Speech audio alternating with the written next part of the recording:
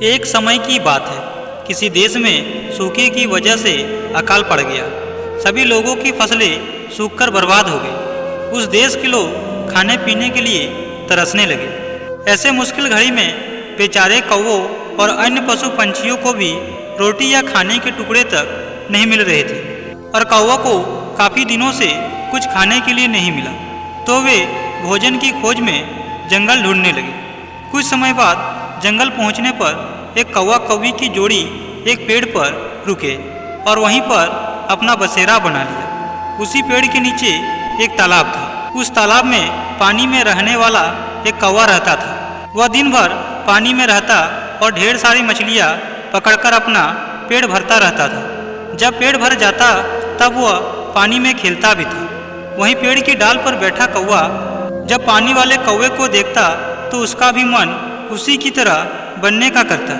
उसने सोचा कि अगर वह पानी वाले कौवे से दोस्ती कर ले तो उसे भी दिन भर खाने के लिए मछलियाँ मिलेगी और उसके भी दिन अच्छे से गुजरने लगेंगे।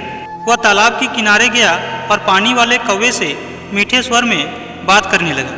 तभी उसने कहा, मित्र सुनो, तुम बहुत ही स्वस्थ हो, पलक झपकते ही मछलियाँ पकड़ लेते हो।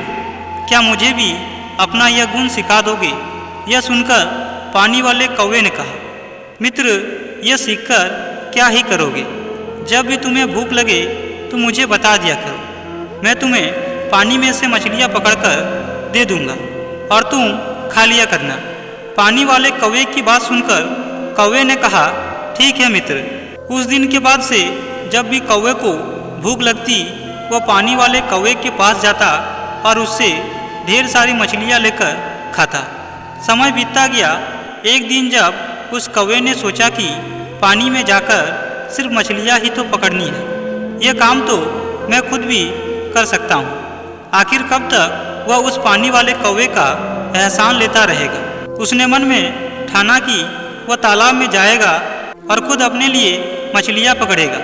उसके बाद जब वह तालाब के पानी में जाने लगा तो पानी वाले कौवे ने उससे फिर कहा, मित्र, तुम ऐसा मत करो, तुम्हें पानी में मछलियाँ पकड़ना नहीं आता है। इस वजह से पानी में जाना तुम्हारे लिए जोखिम भरा हो सकता है।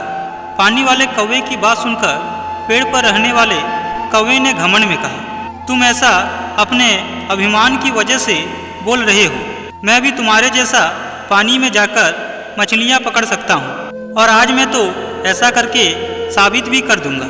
इतना कहकर उस कौवे ने तालाब के पानी में छलांग लगा दी। उस तालाब के पानी में काई जमी हुई थी जिसमें वो फंस गया। उस कौवे ने काई हटाने और उससे बाहर निकलने का कोई अनुभव नहीं था। उसने काई में अपनी चोंच मारकर उसमें छेद करना चाहा। इसके लिए जैसे ही उसने अपनी चोंच काई में धंसाई, उनकी चोंच भी काई में फंस गई। काफ़ी प्रयास करने के बाद भी वह उस काई से बाहर ना निकल सका और कुछ देर बाद पानी में दम घुटने की वजह से उसकी मृत्यु हो गई। बाद में कौवे को ढूंढते हुए कौवी भी तालाब के पास आई। वहां आकर उसने पानी वाले कौवे से अपने कौवे के बारे में पूछा तो पानी वाले कौवे ने सारी बात बताते हुए कहा, मेरी नकल करने के कारण उस कौवे ने अपने ही हाथों से अपने प्राण धो लिए। उसके बाद पानी वाले कौवे ने कौवी से कहा, जीवन में हर व्यक्ति सफल होना चाहता है, लेकिन सफलता उसी को प्राप्त होती है जो नकल छोड़कर अक्ल से काम करता है।